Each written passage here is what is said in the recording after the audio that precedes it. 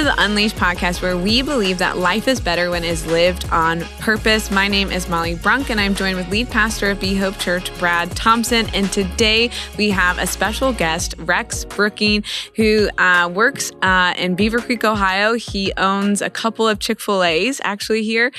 He's kind of Beavercreek royalty, if you know the Chick-fil-A situation in this town. But he functions and leads at a higher level and capacity. And so we're just really excited to learn and grow from Rex today. And before we jump into our fumble moment, we had a couple of just fun questions we wanted to ask Rex. Yeah, Rex, I had to stop half this team from making all the Chick-fil-A questions that you probably get all the time. And so we came up with some pretty decent ones that...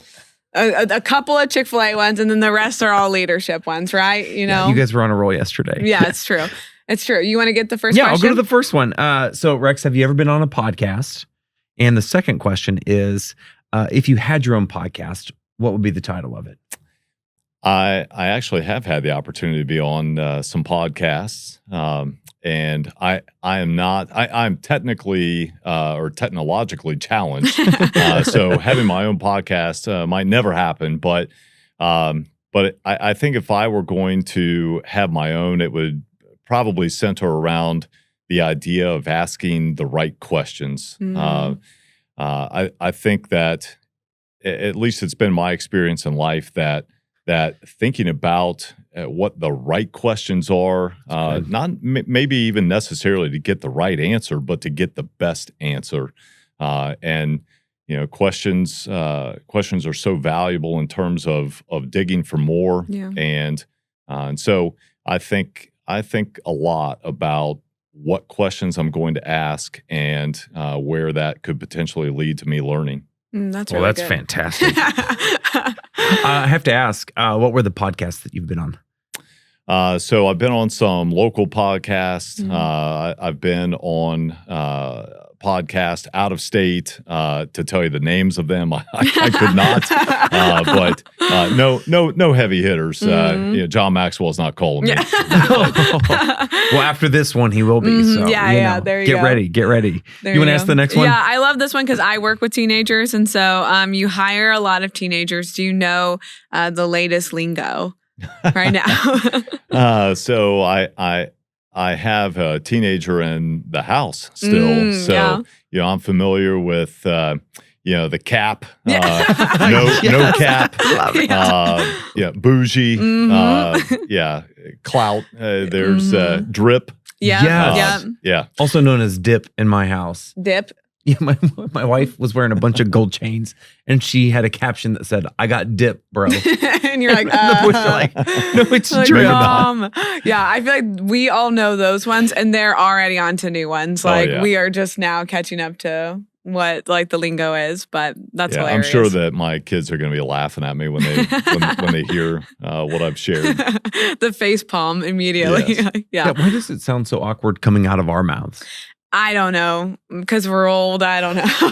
I'm like, maybe, but I've used some of this language in messages, like messaging before. If you haven't been to Be Hope, all of our students in the 11 a.m. service sit on the front, and we use this language, and they will literally do the face palm, just disappointed. Yeah, disappointing. Don't try and step into our world. Yeah, literally. Pretty much. So we don't often. Yep. So, but you all know, if this is your first episode, if you don't know, we usually start out with a fumble moment, and it just is kind of where we have messed up recently. And so, Rex, we wanted to ask you what your biggest Chick-fil-A fail was.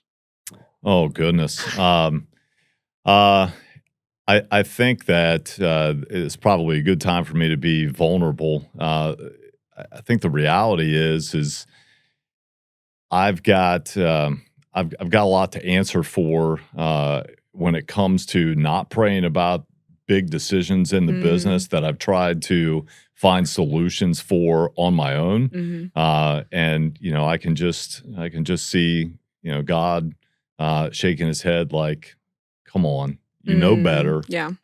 And he always reminds me. He keeps me humble in that respect. So it would be times where I've needed to solve something significant and not gone to him first. Those always end up being the biggest Chick-fil-A fails. Yeah, that's good. That is super spiritual. I don't know if I would have answered. Yeah, that. Yeah, it wasn't. There's a story that goes around Chick-fil-A. Well, it's called the support center now. It used to be called the home office. The guy that just retired as the president of Chick-fil-A, when decades ago he was going to help at a grand opening, and he was pouring some ice cream mix into the ice cream machine, and it turned out to be coleslaw dressing. And so that it did not work very well. It certainly didn't taste like ice cream mix. And there were some people who found out the hard way. Oh no, that is horrible. But yeah, that pales in comparison to thinking that I've got answers that I don't have. Yeah. It kind of like that kind of leads into one of our more serious questions, which is like, you talk about prayer being essential to decision making. So one of the questions we have is, what does it look like in the day of the life of Rex? And what are some what are some of the disciplines that you have?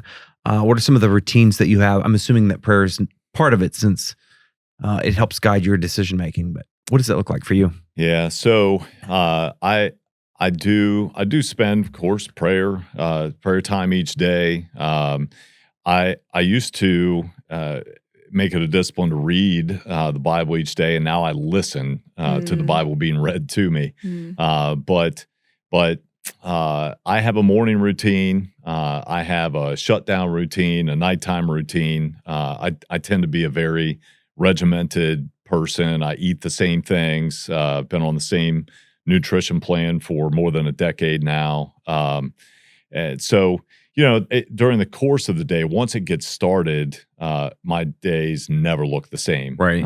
There's always a lot of meetings. There are things that happen organically throughout the day that have to be dealt with, and so. But it has always been important to me that I spend time with the Lord. I spend time with my family. That's always been a priority for me. I've unfortunately had a front row seat to watching people who gave everything to their career and the leftovers to the things that really mattered. Wow. And I've always done all the things that I could to make sure that didn't happen in my life. It was, the devil's always at work, and his favorite target is the family. And so that's something that I've had to be in prayer about every day. Yeah. That's good. I'm interested to know, I want to talk about family in just a second, but I'm interested to know, you talk about morning routine, shutdown routine, evening routine. What does the morning routine look like for you? So I usually wake up early. I might set an alarm for 6 or 7, and I wake up at 4:45. It's just kind of how my body works. So I usually am awake early. Usually read some, get my day started. I usually spend time in prayer at night versus the morning. I know that may be a little uncommon or upstream, swimming upstream, but that's just kind of what I've done really since my teenage years. But I connect with my wife on what her day is going to look like. I eat the same breakfast every day. Get my thoughts together for what I'm going to face in the day. Look at my calendar. Usually am up and out of the house within 45 minutes to an hour, generally. Yeah. I'm interested. What's the go-to breakfast? Oh goodness. So this matters to me. But I know it probably doesn't matter to anybody else, but it matters to me. So I always eat a simple carb, a complex carb, and a protein for breakfast. And usually the protein is a protein mix. The complex carb might be oats or puffed rice cereal, and then fruit. Oh, I love it. So good. Talk about the importance of a shutdown routine. Uh, I think that for me, it allows me to be able, when I lay my head on the pillow to rest, to Mm. know that I've tied the loose ends together before I lay down, because I'm prone to, if I don't do that, to wake up and my mind starts racing and then I can't go back to Mm. sleep. Yeah. And one of the things that everyone, certainly leaders who are responsible for others beyond themselves, need plenty of is rest. Mhm. You can burn the candle at both ends pretty easily as a leader, and if you're not careful to rejuvenate and rest enough, you can find yourself in a place where you didn't intend to be. Mhm. No, that's really good. Um, when you talk about tying things up, like, is there a specific process that you do to end the day? It's like closing out emails. I mean, what does it look like for you?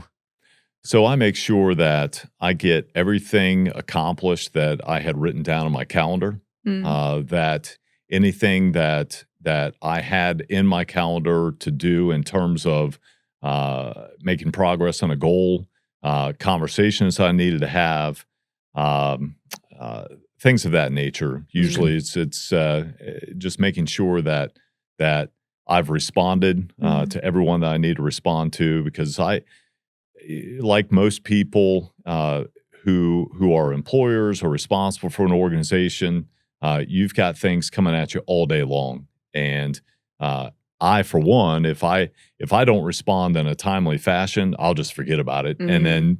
then that sends a message of Mhm. he doesn't care, or Good. um, it's not important to him. Mhm. So Yeah. That's good. You're changing Brad's life right now. So. That's good stuff. I'm taking notes. I'm taking notes. That is good. Always. Um, I think one of the big questions that I have is, what do you see as a leader? What do you see that nobody else sees? Mhm. think in a role like mine as the business owner, leader of an organization, it's my job to see around the corner. It's my job to see and shape the future. Mm. That's not anyone else's role in the business for me to delegate to. Mm. It's good. That's for me and me alone. Every one of us in a business, in an organization, has a seat on the bus that is unique to us, and that's mine. Mhm. I have to see where the promise in the organization is, where the potential pitfalls are, um, and where we're headed, what our trajectory is as a business. Yeah. No, that's really good.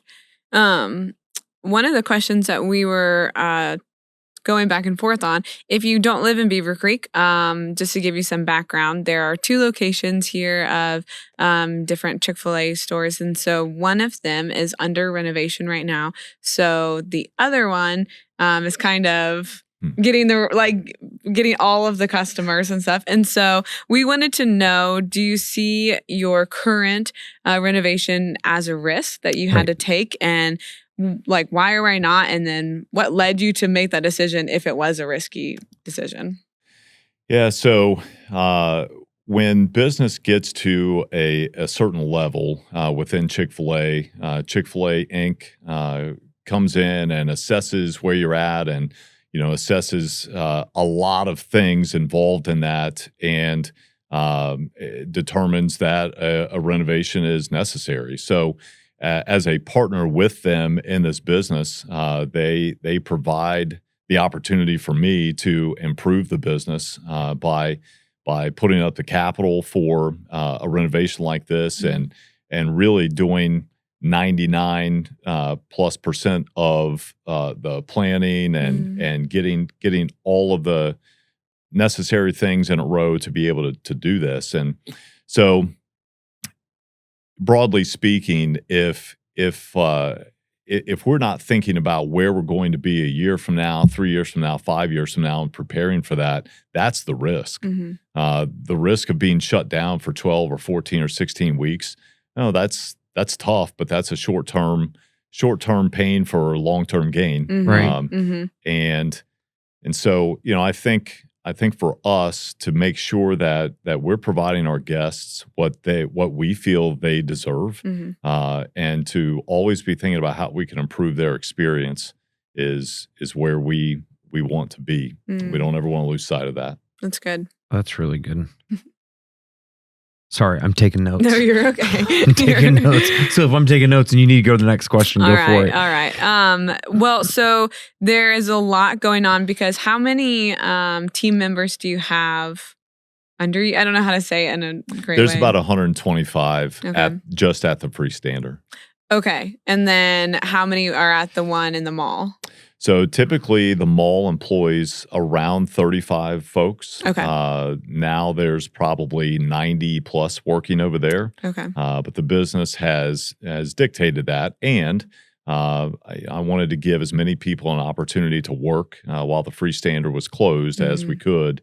But we've got a lot of other things going on as well. We're involved in some service projects, community service. We're involved in leadership classes. A lot of our team members are participating in other Chick-fil-A grand openings and things like that. So our team is those that wanted, needed, chose to be busy, chose to work during this time have had opportunities to do so.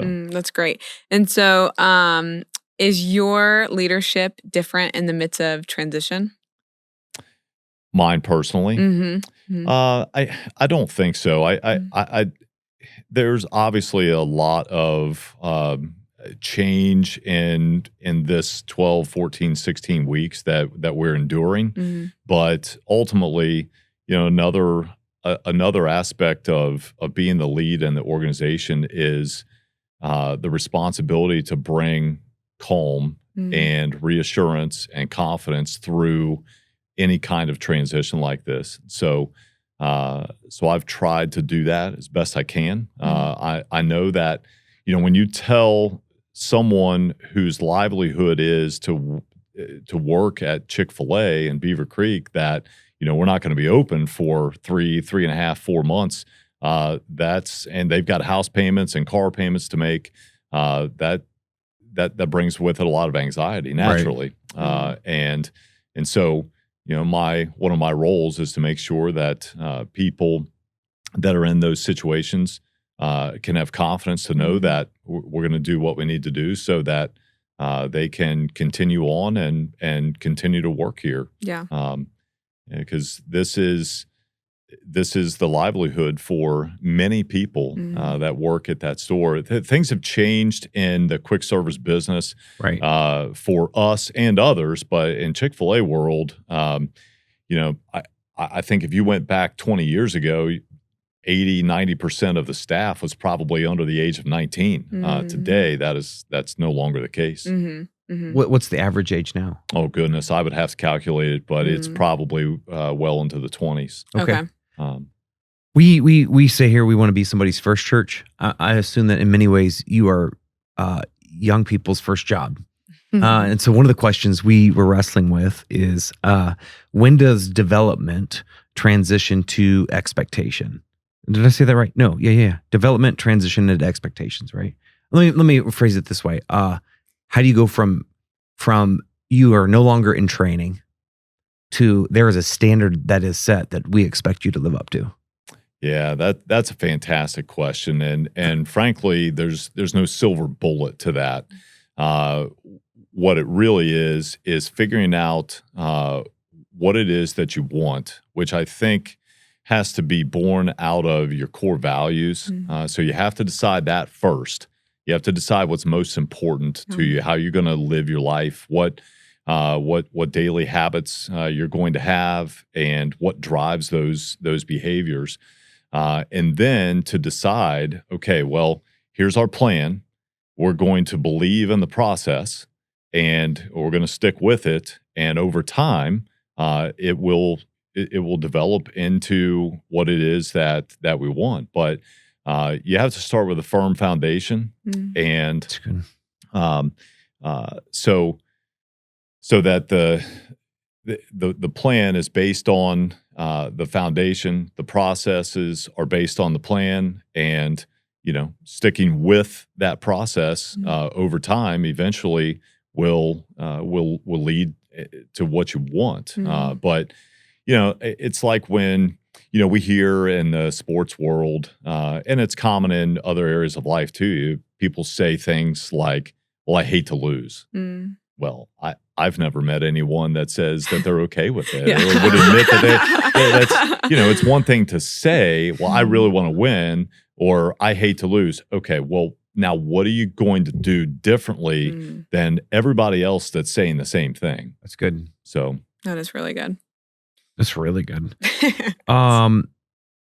So speaking about employees, one of the questions I wrestle with too is, do you believe there is a cap in somebody's capacity if, and this is the conditional piece, if they're willing to learn? Do you believe there's a cap on somebody's capacity if they're willing to learn? So I think that God gives everyone unique gifts. And when you're talking about leadership, I think that the Lord gives some people greater leadership capacity than others, as He gives you talents that I don't have, and you abilities that I don't have. I think that's true for leaders as well. But I will say this: when it comes to my business, my organization, I am the cap on capacity. And so that's why, for me, it's so important that I continue to grow, that I continue to learn. And one of the things that I've told both my kids, as long as they've been able to understand it, is that we cannot grow, we cannot learn in the absence of humility. If we feel like we've reached a point where we no longer need to hear a message, we no longer need to read, we no longer need to listen, that we're happy where we're at, that's where you're going to be capped. And so it starts with me. I have to not only continue to learn and grow, but ultimately I need to be the example of that in the organization. That's really good.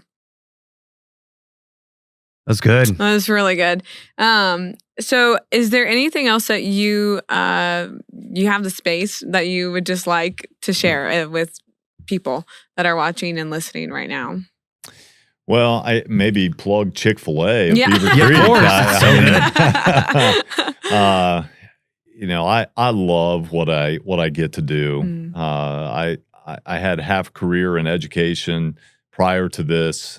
Been with Chick-fil-A now in business for about 13 years. Spent half career in education. I taught high school math. I was a head boys basketball coach.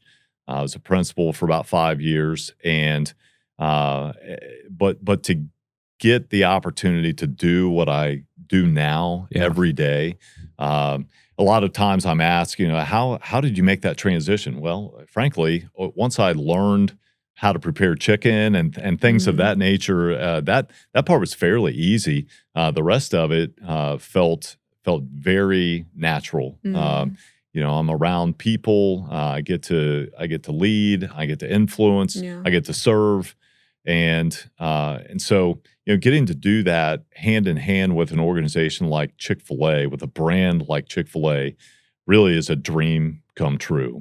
And cool. It's a privilege that someone like me doesn't deserve, but they've decided to partner with me, and I'm not gonna let go of the reins. So with all of the influence that the brand has, it makes it really easy for us to invite people into the business, like a Sam Sanders that goes to church here, and others like him that have come to us with the right attributes and the right behaviors and the right character. That's one of the things that I'm asked all the time, is like, how do you get a 16, 18, 20-year-old to be polite and kind and thoughtful? We don't. We're hiring for that. If they don't come to us with those attributes, those behaviors, we can't make someone care. So that's good. So it's wonderful that the brand it brings that type of person to us. Yeah. No, that's great. I thought maybe you just bribed them with peach shakes because those are With absolutely peach great shakes. too. As long as they're not made with coleslaw on Yeah, That's a great point. Yeah. That is hilarious. We should do Hope or Nopes. Yep, we always wrap up our episodes with Hope or Nopes, and so we have some fun ones for Rex today. So our first one is fake flowers or real flowers. We, when you're sitting in the dining room at Chick-fil-A, we gotta know: are they real? Are they fake? They are real flowers. What? Whoa, there is hope. Is that someone's whole job? So I'll give a shout out to Morgan Poe. Let's go, Morgan. She is our front of house leader who is responsible for making sure that our flowers are beautiful and tended to and changed out every week at least. And she's done a fantastic job of that. That's got fun. a green thumb. That's That fun. is In amazing. Church World, it's she's their guest experience. That's hope. There's hope for her. Yeah, there's hope. All right, this one's silly. McDonald's or Wendy's? I think that Wendy's is still serving fresh hamburger. So I'd have to go with that. I didn't know if you were legally obligated to say neither of them. Okay, and then the last one is how many times a week do you eat Chick-fil-A? Oh goodness. Well, I would prefer to eat a Chick-fil-A sandwich every day. Yeah. My nutrition plan does not allow for that. So I eat a lot of grilled. Yeah. I eat a fair amount of salad and I do have to taste the menu items on a regular basis. So I would say on a typical week, I'm eating Chick-fil-A 5 days. Wow. Here's your dream job right here. Wow. The milkshakes, he just has to test them out. Just got to test it out. That is amazing. Were there any other Hope or Nopes you wanted to ask? Or you? No, I did. Well, you're a basketball guy. So I had to know, did you choose Purdue or UConn in your bracket originally? Or none of them? So I am so bad at choosing winners for brackets. I've given up on that. As a lifelong basketball player, fan, coach, I haven't filled out a bracket in years. Wow. I am awful at it, and because I always go with my heart, and So I'm a UK fan, and they've been breaking my heart the last several years. Fair. I've got them in the championship game, winning every year, and they're getting ousted by teams like St. Peter's or Oakland. Yeah, but I had Purdue because I was hoping that a Big Ten team would come back. It's been since 2000 since a Big Ten team has won, and but. UConn was just a better team. Purdue had the best player on the floor last Monday, but the only player on the floor. No, they had trouble making jump shots. Yeah, and they needed to make some if they were going to have a shot to win. Yeah. Well, when this podcast comes out in a month or so, everyone's going to be like, what happened? Who won the game? They were like, what happened? Yeah. But hey, we are so grateful that Rex, you were able to join us today. Thank you so much for listening and watching. Make sure that you like and subscribe and share this with everyone in your sphere of influence. And we will see you the next episode. Thanks so much.